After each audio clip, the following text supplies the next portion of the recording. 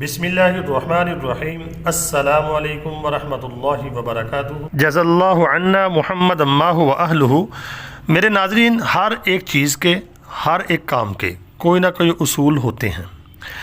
جنگوں کے بارے میں بھی اللہ رب العالمین نے اصول اور ضابطے اپنے پیغمبروں کے ذریعے ہمیں بتائے ہیں۔ نبی پاک صلی اللہ علیہ وسلم کی ایک حدیث ہے، آپ نے فرمایا کہ تم جنگ کی تمنا نہ کرو۔ تو اگر آپ نبی پاک صلی اللہ علیہ وسلم کی اس بات پہ غور کرتے ہیں، آپ فرما رہے ہیں کہ تمنا بھی نہ کرو۔ یہ نہیں فرمایا کہ تم جنگ نہ لڑو، فرمایا تمنا بھی نہ کرو، کیونکہ جو جنگ ہوتی ہے یہ کوئی اچھی چیز نہیں ہے، اسی لیے تو آپ نے فرما دیا کہ تم تمنا بھی نہ کرو۔ ہاں، آگے ساتھ یہ جملہ فرمایا آپ نے کہ اگر تمہارے اوپر جنگ مسلط کر دی جائے، یعنی کہ اگر کوئی تمہارے اوپر جنگ مسلط کر دیتا ہے، تمہارے اوپر ظلم کرتا ہے، تو پھر تم وہاں سے بھاگو نہ اور بزدلی مت دکھاؤ۔ تو میرے ناظرین، اگر آپ رشیا اور یوکرین کی جنگ کو دیکھتے ہیں، یہ بھی ان دونوں ملکوں کے اوپر مسلط کی گئی ہے ان طاقتوں کی طرف سے۔ رشیا اور یوکرین کی جنگ نہیں رہی، یہ اب جنگ بن گئی ہے رشیا اور یورپ اور امریکہ اور ادھر چائنا، تائیوان۔ یہ بہت بڑی جنگ بن گئی ہے، اس کو کہتے ہیں ورلڈ وار 3۔ آنے والے وقت میں یہ ورلڈ وار 3 بننے جا رہی ہے۔ جب یہ سٹارٹ ہوئی تھی تو آپ کو یاد ہوگا، میں نے آپ کو ویڈیو بنا کے دی تھی کہ یہ بہت بڑی جنگ بننے جا رہی ہے۔ اس وقت صرف رشیا اور یوکرین تھے انڈر گراؤنڈ، پیچھے یوکرین کے کافی ملک تھے، لیکن اب آہستہ آہستہ سارے ملک یعنی کہ سامنے آتے جا رہے ہیں۔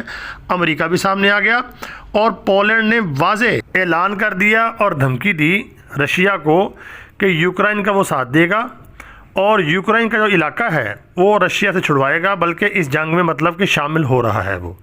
آپ کو پتہ ہے پولینڈ جو ہے اس کے پاس اتنی پاور تو نہیں ہے، پیچھے اس کے کون ہے؟ نیٹو ہے، یورپ ہے اور امریکہ ہے۔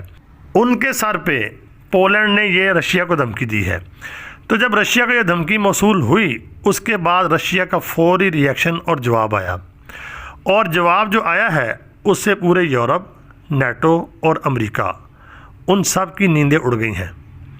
رشیا نے 2 ٹوک الفاظ میں یہ بات کہی ہے، اگر پولینڈ نے اس جنگ میں کوئی شرارت کی تو یاد رکھیں پھر چھوٹا موٹا حملہ نہیں ہوگا۔ اب یہ واضح اعلان کیا انہوں نے اور کہا کہ اب ایٹمی حملہ ہم کریں گے یوکرین کے اوپر۔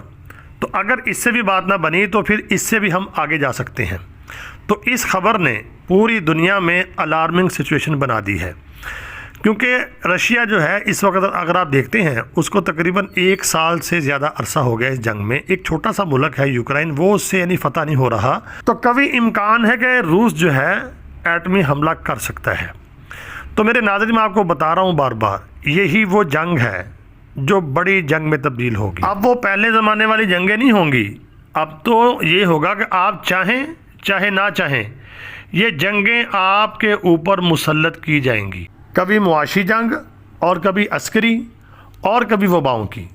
تو میرے ناظرین، یہ لاسٹ ٹائم ہے، یہ ہم لاسٹ ٹائم میں جی رہے ہیں، یہ فتنوں کا زمانہ ہے۔ حدیثوں میں ہمیں جنگوں کے بارے میں ہر چیز بتائی ہوئی ہے، اس سے ہم آنکھیں نہیں بند کر سکتے۔ تو کچھ دوست مجھے کمنٹ کرتے ہیں اور کہتے ہیں کہ آپ جنگوں کی باتیں کرتے ہیں، آپ فتنوں کی باتیں کرتے ہیں، دجال کے بارے میں ہمیں ڈراتے ہیں۔ بھائی، میں آپ کو ڈراتا ہوں اور بتاتا ہوں، جنگیں جو ہیں مسلط جو آپ کے اوپر کرتے ہیں، میں مسلط تو نہیں کر رہا۔ دیکھیں نا، دنیا کے حالات دیکھ لیں آپ، کیا معاشی جنگ آپ کے اوپر مسلط نہیں پوری دنیا میں؟ کیا وباؤں کی جنگ نہیں ہے؟ عسکری جنگ نہیں ہے؟ کون کون سے ملک لپیٹ میں آ رہے ہیں؟ دیکھیں نا آپ۔ تو حدیثوں میں جو بات لکھی گئی ہے وہ تو ہونی ہے، ہم آنکھیں نہیں بند کر سکتے، ہمیں اس کی احتیاطی تدابیر اختیار کرنی ہے۔ مطلب یہ ہے ویڈیو بنانے کا، آنکھیں بند کرنے سے یا مطلب کہ نہ سننے سے کیا آپ ان چیزوں سے بچ جائیں گے؟ یہ تو وہی صاحب ہوا نا، ایک کبوتر تھا، اس کو بلی پکڑنے کے لیے آئی، اس نے کہا میں آنکھیں بند کر لوں گا تو یہ مجھے کھائے گی نہیں۔ اس نے آنکھیں بند کی، بلی کا کام آسان ہو گیا، اس نے کبوتر کو اٹھایا اور لے کے بھاگ گئی، اس کو مار دیا۔ تو آنکھیں بند کرنے سے، نہ سننے سے اس کا حل نہیں ہے۔ آپ حدیثوں کو پڑھیں، سنیں اور سمجھیں اور اس کے مطابق اپنی زندگی کو ترتیب بنائیں۔ اللہ سے دعا ہے کہ اللہ رب العالمین تمام امت مسلمہ کی خیر فرمائے۔ تو اگر آپ کو ویڈیو سمجھ آئی ہے، اس کو آگے شیئر لازمی کرنا، کمنٹ بھی کرنا اور لائک بھی کرنا، دعاؤں میں ضرور یاد رکھنا۔ السلام علیکم ورحمۃ اللہ۔